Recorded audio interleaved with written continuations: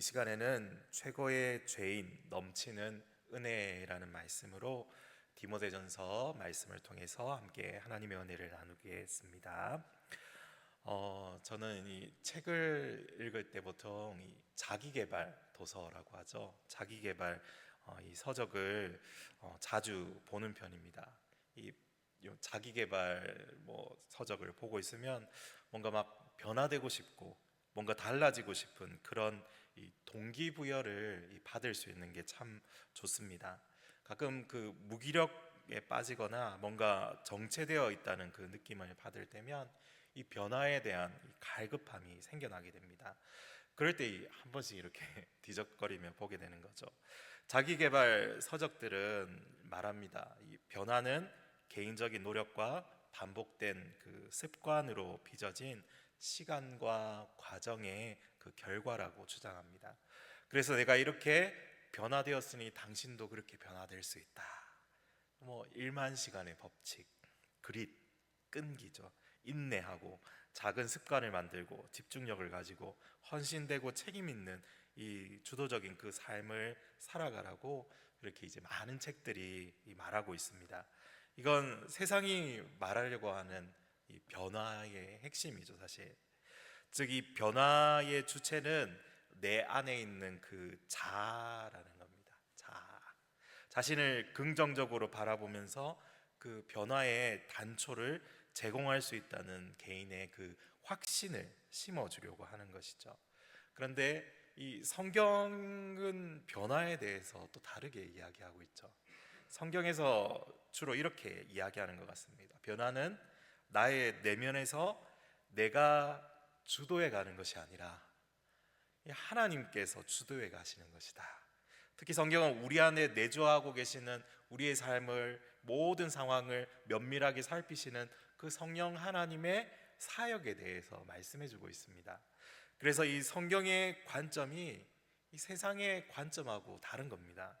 세상이 말하는 변화는 내부의 자신을 이 관조하는 것이지만, 성경에서 말하는 변화는 같은 내부에서 일어나는 일이지만 그 내부에서 성령 하나님께서 역사하셔서 이 우리 안에서 이 진리의 그 하나님의 말씀에 주목하게 하시고 그 말씀을 통해서 이 변화를 일으키시는 것이죠. 그래서 우리 그리스도인이 되는 과정은 이 자력으로 또 스스로의 노력을 통해서 거듭나고 회심하여서 하나님을 찾는 것이 아니죠. 오히려 반대로 하나님께서 죄인인 우리를 찾아오셔서 말씀하시는 겁니다. 그래서 그 말씀에 주목하여서 변화를 일으키시는 것이죠. 우리 안에 우리가 이 회심했던 장면을 우리 가만히 떠올려 보시면 그럴 겁니다. 잘 알 수 있겠죠. 회심이 참 이 신기한 과정입니다. 하나님께서 한 사람을 멈추게 하시고 사로잡고 부르시고 하나님의 말씀과 주권 앞에 엎드리게 하시는 과정인 것이죠. 물론 지금까지 모태신앙으로 나는 남들처럼 극적인 변화나 회심의 기억이 없는데요.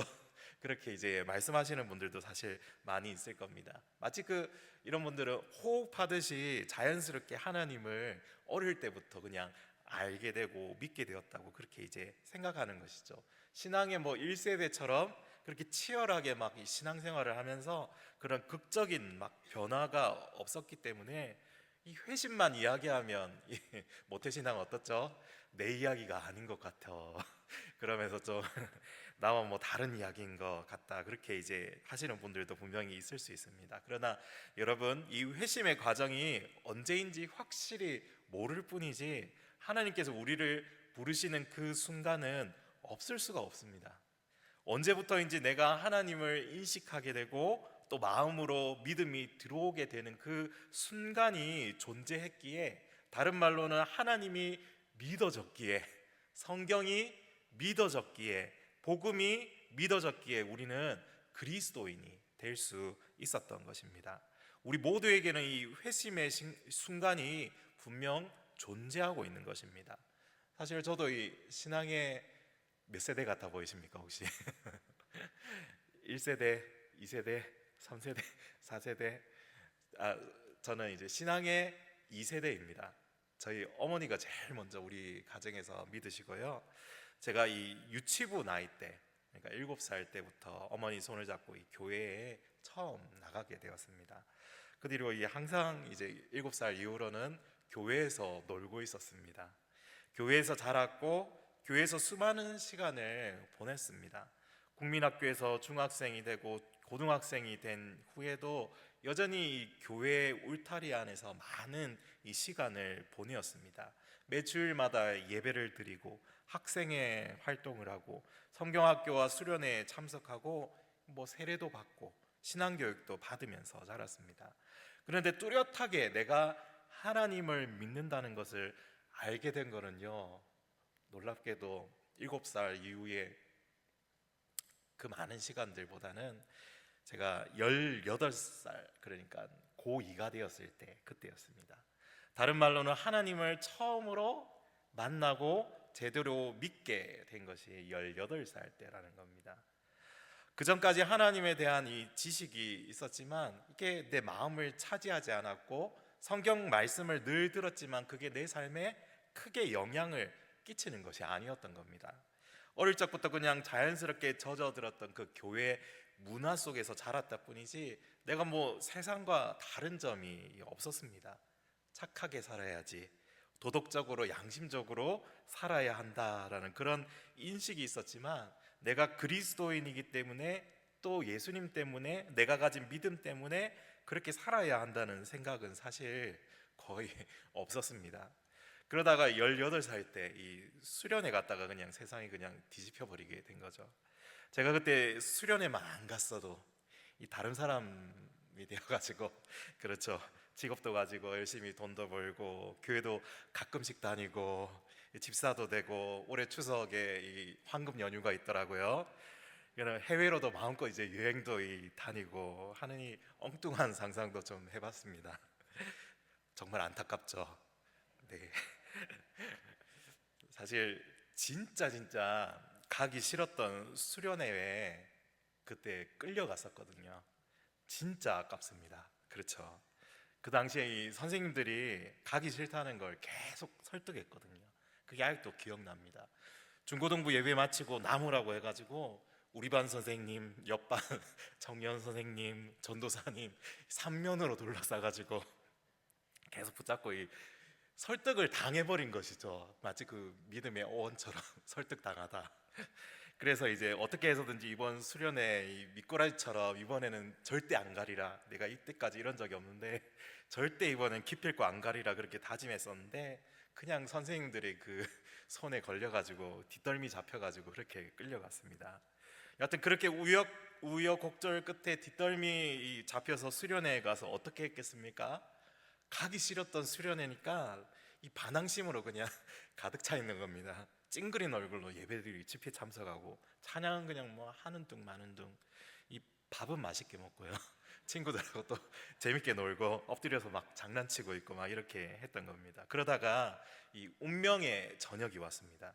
이 두 번째 저녁 집회 시간이었는데요, 옛날 이 청소년 수련회 분위기가 그냥 밤에 무식하게 그냥 진짜 우직하게 그냥 기도시키는 겁니다. 막 계속해서 찬양을 먼저 부르잖아요. 한 1시간, 2시간 정도 찬양 부르다가 세상 말로는 그냥 찬양으로 먼저 조져버리는 거죠.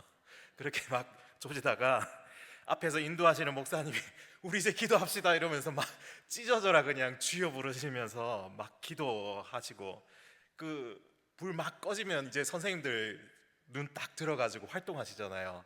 저놈 저거 기도 안 한다 이렇게 몰려가가지고 막 등짝 때리면서 막 기도시키고 그런 상황이었습니다. 그런 시간이었던 거죠. 저도 그렇게 이제 옆에 있던 친구들하고 사실은 첫날에 거의 잠을 안 잤기 때문에 엄청 피곤해서 기도하라고 하니까 이 좋은 기회 아닙니까? 그 잠잘 수 있는 기회, 엎드려가지고 이렇게 있었던 겁니다. 그렇게 이제 자려고 했는데 계속 뭔가 이상한 기분이 드는 겁니다. 평소랑은 뭔가 좀 달랐던 것이죠. 그냥 엎드려서 막 머릿속에 뭔가 계속 생각이 시작되는데, 저는 하나님 아버지라는 단어가 계속 떠올랐던 것 같습니다. 사실 제가 이 육신의 이 아버지가 초등학교 5학년 때, 국민학교 5학년 때 사실 돌아가셨기 때문에 아버지에 대한 기억이 사실 추억이 별로 없고 이 아버지의 부재 속에서 그냥 자랐기 때문에 평소에 그 아버지라는 단어는 사실 제 안에 이제 남아 있지 않았던 그런 단어였습니다. 그런데 저기 옆에서 아버지 여기도 아버지 하면서 막 부르면서 기도하고 있으니까 여기저기서 막 들리니까 그 모습 속에서 제 안에서도 이제 뭔가가 시작된 것이죠. 여러분, 그 뚝이 무너지기 전에 어떻습니까? 물줄기, 가는 물줄기가 조금씩 조금씩 새어나는 그 전조 현상이 있지 않습니까? 그렇게 새어나다가 어느 순간이 되면, 임계점이 되면 어떻게 됩니까? 갑자기 와르르 무너지면서 그냥 쓰나미 같은 그 물이 쏟아져 나오죠.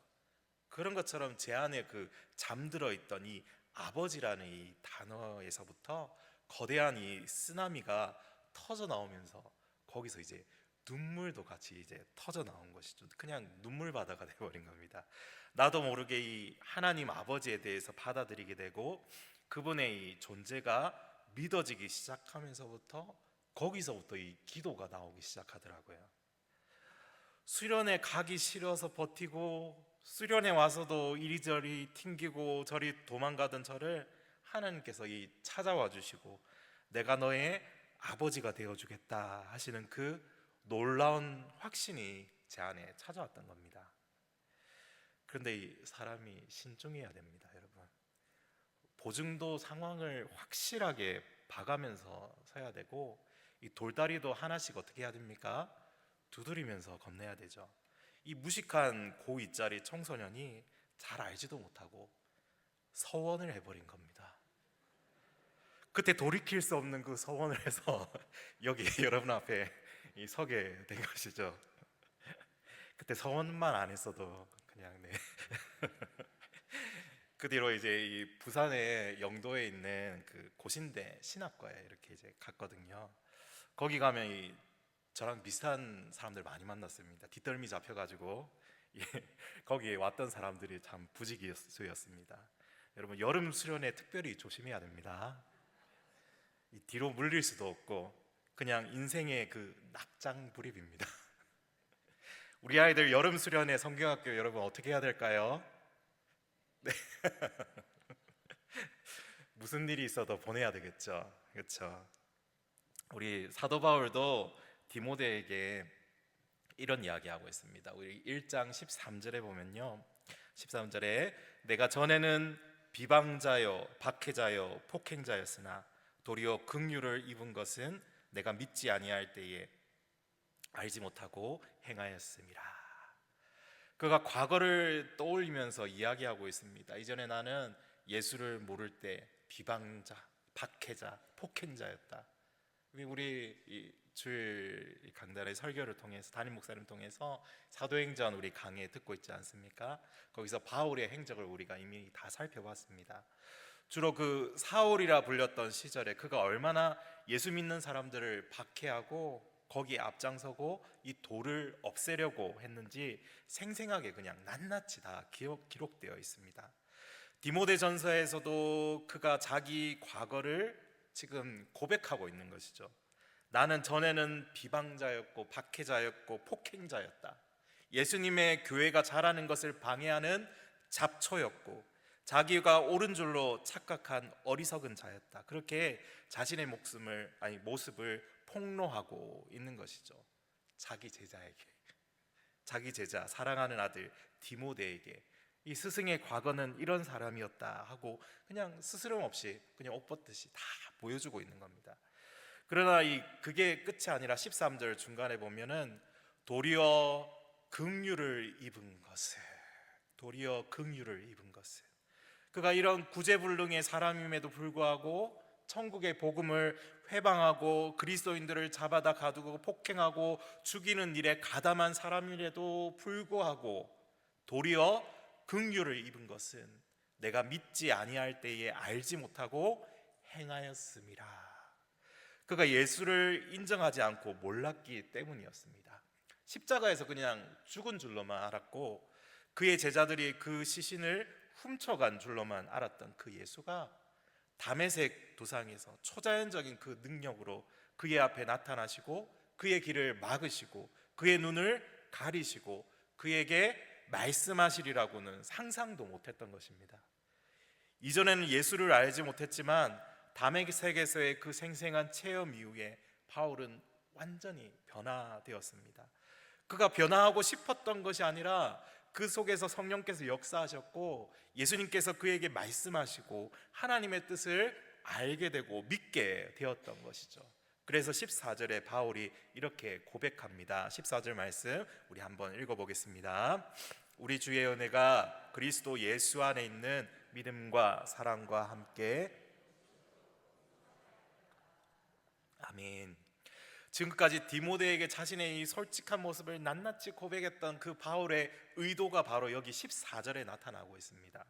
이 바울은 자신의 이런 못난 모습을 통해서 하나님의 은혜가 얼마나 뛰어난, 그 은혜가 얼마나 큰 것인지 생생하게 나타나기 위해서 자기의 과거를 그냥 그 민낯을 다 드러내고 있는 것이죠. 어떻게 보면 믿기 이전의 바울의 행적은 사실 그가 가진 치명적인 그러한 약점입니다. 바울의 과거는 도저히 씻을 수 없는 큰 죄악이었습니다. 그로 인해서 이 피해를 보고 죽임을 당한 자들에게 무엇으로 보상해 줄 수 있겠습니까? 그 어떤 걸로도 보상해 줄 능력이 바울에게는 도저히 없는 것입니다. 그러니 그의 평생의 이 큰 죄악이 그의 양심과 마음을 얼마나 자주 갉아먹는 이 족쇄가 되었을지 여러분 예상해 볼 수 있는 것이죠. 그러니까 바울은 15절에 자신을 한 번 더 이렇게 정의내려고 있습니다. 죄인 중에 내가 괴순이라. 너무 유명한 문장이죠. 죄인 중에 내가 괴순이라. 사실 이 말씀을 헬라어 원문으로 한번 찾아봤습니다. 도대체 이 괴수라는 표현에 도대체 어떤 의미가 있을까 궁금했습니다. 그래서 제가 생각했던 그 괴수, 괴물, 비스트 같은 이 그런 뜻이 기대하고 봤는데 하나도 없는 겁니다. 다른 단어가 적혀 있는데 이 헬라어로 프로토스라는 단어입니다. 프로토스. 이 게임을 해보신 분들은 아시겠지만 한 번씩 들어봤을 만한 단어인데 프로토스는 처음, 첫째, 최고의라는 이 수식어입니다. 그러니까 이걸 다시 해석해 보면 바울이 죄인 중에서 첫째가는 사람이고 첫 번째, 최고의 사람이라는 겁니다. 죄인 중에서 최고. 의역해서 보면 나만큼 나쁜 놈은 세상에 더 없을 것이다 라는 그러한 의미인 것이죠. 그만큼 바울이 느끼는 그 죄의 짐이 어떻다는 겁니까? 무겁다는 겁니까? 가볍다는 것입니까? 너무너무 무겁고 견디기 힘들다는 의미입니다. 그걸 깊은 죄책감이라고 부를 수 있죠. 만약 예수님께서 그를 멈춰 세우지 않으셨다면 그는 아마 평생 그 죄의 굴레에서 도저히 벗어날 수 없었던 그런 사람이었을 것입니다. 그만큼 그가 유대교에 심취해 있었고 자기 조상들의 유전을 따르고 율법을 사수하기 위해서 자기 인생을 걸었던 그 모습을 가졌던 그러한 사람이었던 것이죠. 그렇게 예수님과 교회와 이 복음의 대적자였고 하나님께도 반역도요 대역 죄인이었는데 도리어 긍휼을 입은 것입니다. 긍휼. 그게 다른 말로 무엇입니까? 바로 하나님의 말할 수 없는 큰 은혜를 입었다는 겁니다. 그게 14절에 나오는 것이죠. 우리 주의 은혜가 그리스도 예수 안에 있는 믿음과 사랑과 함께 넘치도록 풍성하였도다. 여러분 성경을 계속 읽고 또 묵상해 보면요 여기에서 바울의 목소리가 들리는 듯합니다. 여기 14절 말씀이 그냥 그 음성에 고저 없는 그 AI 같은 음성처럼 단순하게 읽어서는 안 되는 문장입니다. 이 말씀은 과거를 회상하는 중에 바울의 그 감탄과 감격이 휩싸여서 입에서 그냥 터져 나오고 또 흐느껴서 눈물이 배어 나와야 되는 그런 순간인 것이죠. 그래서 우리가 한번 같이 실습으로 읽어보면 좋겠습니다. 여러분이 그 감정을 실어서 바울의 감정에 이입이 되어서 한번 읽어보면 좋겠습니다. 12절부터 14절까지 다시 읽는데요, 어떻게 하면 되냐면요, 12절 13절을 그냥 평범하게 읽으시면 되고, 그리고 클라이맥스 14절에서는 감정을 충분히 살리셔서 여러분이 내가 진짜 바울이 되었다라고 생각하면서 한번 같이 고백하면서 읽어보면 좋겠습니다. 우리 12절 같이 읽어보겠습니다. 시작. 나를 능하게 하신 그리스도 예수 우리 주께 내가 감사함은 나를 충성되이 여겨 내게 직분을 맡기심이니, 내가 전에는 비방자요 박해자요 폭행자였으나 도리어 긍휼을 입은 것은 내가 믿지 아니할 때에 알지 못하고 행하였습니다. 여기 우리 주의 은혜가 그리스도 예수 믿음과 사랑과 함께 넘치도록 풍성하였도다. 아멘. 할렐루야. 아멘. 이 고백이 저와 여러분의 고백이 되고, 이 마음의 감정과 생각이 오늘 우리의 삶을 지배하고 같은 긍휼과 은혜를 입은 저와 여러분으로서 그 심령을 굳세게 사로잡아 주시기를 간절히 소망합니다. 여러분, 새벽 기도 때 항상 나오는 음악이 있습니다. 여러분 아십니까? 새벽 기도 참석하시는 분들은 아마 어떤 음인지 대충은 다 아실 겁니다.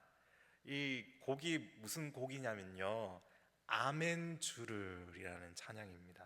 아마 모르시는 분들도 아마 많을 것 같습니다. 새벽 기도를 했지만 이게 도대체 무슨 찬양인가, 무슨 그냥 경음악인가, 이렇게 아마 예상하셨던 분들도 있을 것 같은데, 저도 이 찬양을 요번에 저기 세미나 가서 처음 배우게 되었습니다. 근데 이 찬양이 부르면 부를수록 그 깊이가 너무 좋습니다. 이게 가사가 어떻게 되냐면요, 너무나 단순하고 간단합니다. 아멘 주를 찬양하나이다. 아멘 주를 찬양하나이다. 2절 아멘 주를 사랑하나이다. 아멘 주를 사랑하나이다. 3절 성령님 기름 부어 주옵소서. 성령님 기름 부어 주옵소서. 성령님 회복시켜 주옵소서. 회복시켜 주옵소서. 4절 마지막 5절 성령님 치유하여 주옵소서. 성령님 치유하여 주옵소서. 이게 여러분 기도하실 때 계속 여러분 그 기도 사이사이마다 흘러나오는 그 음악인 것이죠. 이 가사를 여러분 아시면요 너무 좋습니다. 여러분 사도 바울의 그 심정이 이 찬양의 가사와 같지 않겠습니까? 새벽에 기도할 때마다 이 찬양을 같이 한번 불러보시기 바랍니다. 너무도 강력하고 너무도 강렬합니다. 내 마음이 그냥 하늘을 향해 확 열리고 주체할 수 없이 하나님을 향한 그 마음, 감정이 그냥 복받쳐서 올라오고, 주님께서 그 자리에 계시고 내 영혼을 붙들어 주시는 그 은혜에 압도되는 그러한 이제 이 삶으로 나아가게 합니다. 여러분 이 찬양 한번 우리 한번 불러봤으면 좋겠는데요, 우리 한번 반주 한번 주시죠. 네.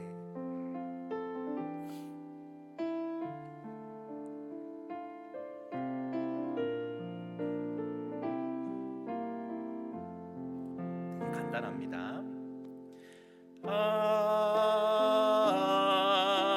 아멘 주를 찬양하나이다.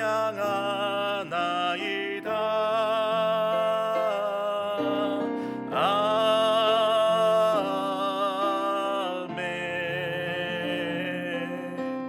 주를 찬양하나이다. 2절 아멘 아멘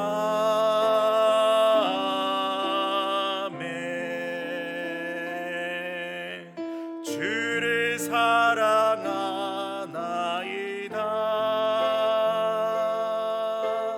아멘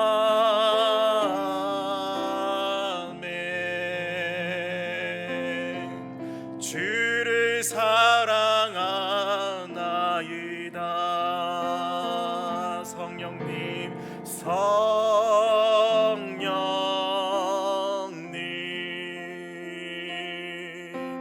기름 부어 주옵소서.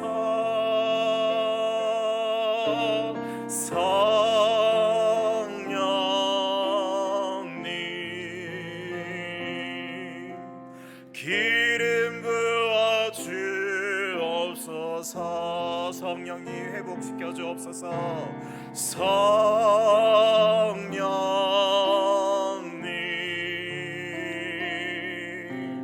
회복시켜 주옵소서. 성령님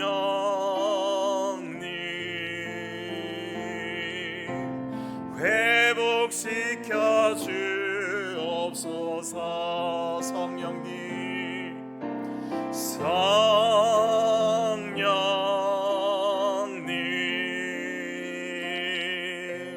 치유하여 주옵소서. 성령님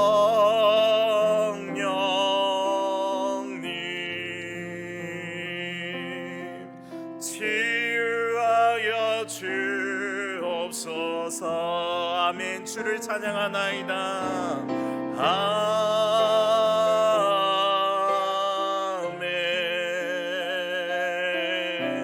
주를 찬양하나이다.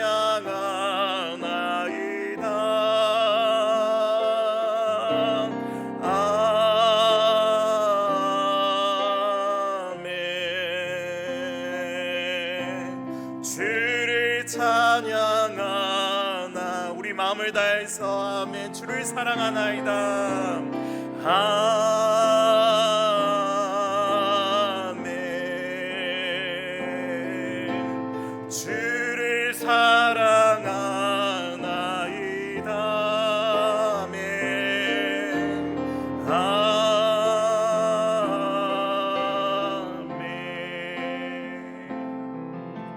주를 사랑하나이다.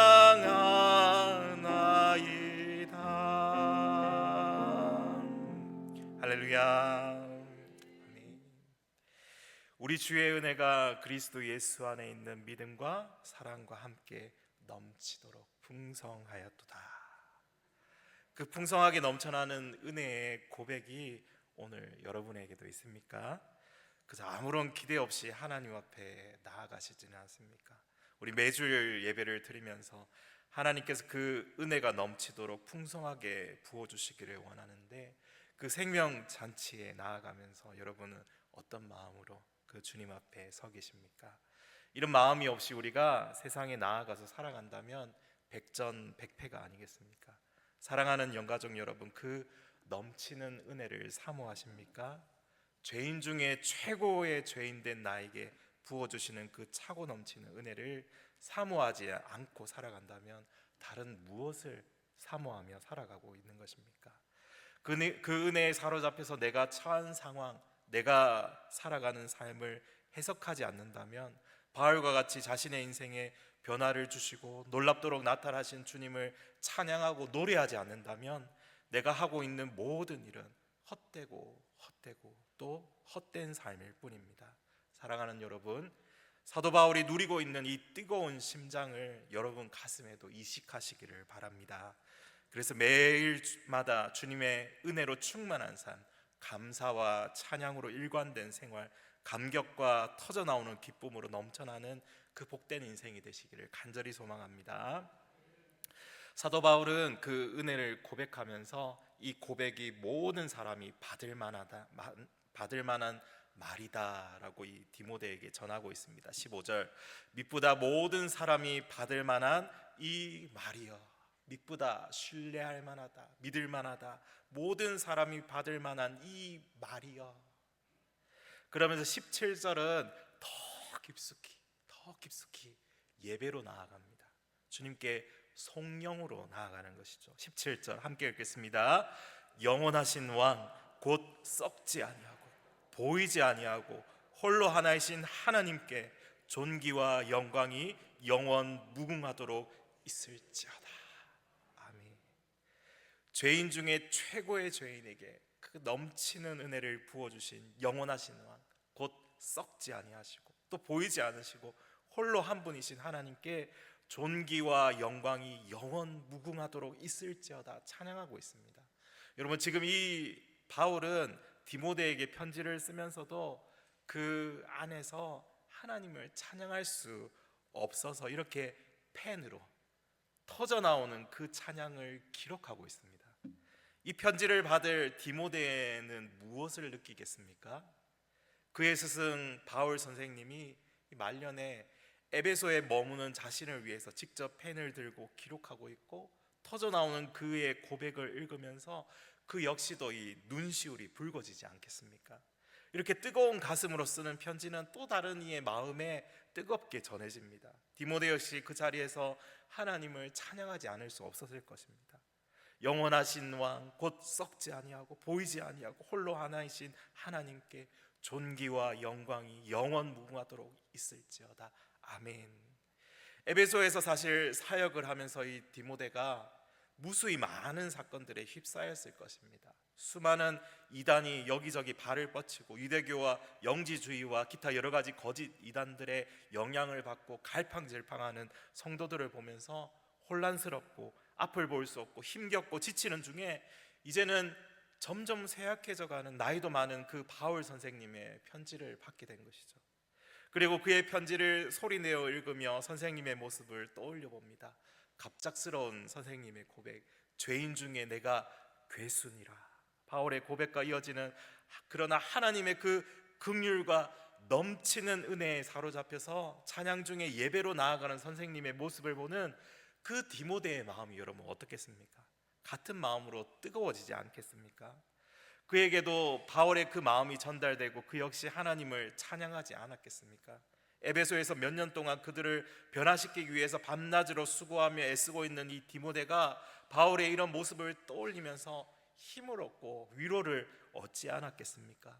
마치 그 꺼져가는 심지에 불이 되살아나듯이 그의 심령에 바울의 불이 옮겨 붙고 그의 이 마음이 다시 한번 불타오르게 되었을 것입니다. 마치 그 소리굽새처럼, 소리굽새 하나를 진동시켜서 다른 소리굽새에 대면 같은 진동을 일으키는 것 같이 그들은 한 마음으로 서로 떨어져 있지만 영원하신 왕, 썩지 아니하고 보이지 아니하시고 홀로 하나이신 그 하나님께 존귀와 영광을 같은 마음으로 올려드리고 있었을 것입니다.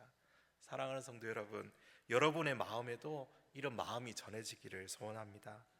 바울이 디모데를 위해 보낸 이 편지는 하나님께서 오늘 저와 여러분에게도 동일하게 보내시는 편지이시죠. 바울의 고백과 찬양이 오늘을 살아가는 우리에게도 큰 울림이 되어서 함께 살아계신 하나님을 향해 나아가도록 부르시는 그 타종이 되어서 우리를 부르시는 것입니다.